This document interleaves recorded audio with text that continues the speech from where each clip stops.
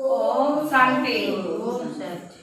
आज हूँ 10/5/26 प्रातः मुरली अव्यक्त बाप दादा पुनरावृत्ति 30/1/2010 मधुबन रे पढ़ाई 30/1/2010 मधुबन रे पढ़ाई चारोटी जाक विषय समान अनुभवी स्वरूप होई अनुभव अधिकारी कणिया कार्य लगाओ।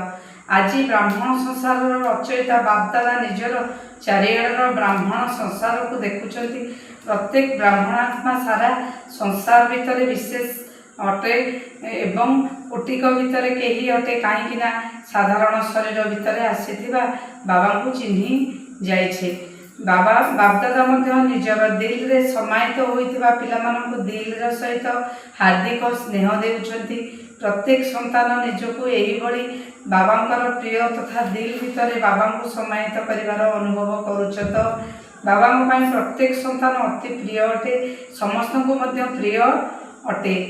तेबे तुम समस्त सर्व आत्मा प्रति चैलेंज है आमे जोगी जीवन वाला अटू। केवल जोग लगाइला वाला नुहे किंतु जोगी जीवन वाला अटू। जीवन केवल 2-4 घंटा हो न थाए, जीवन तो सदाकाल होता है। तेणु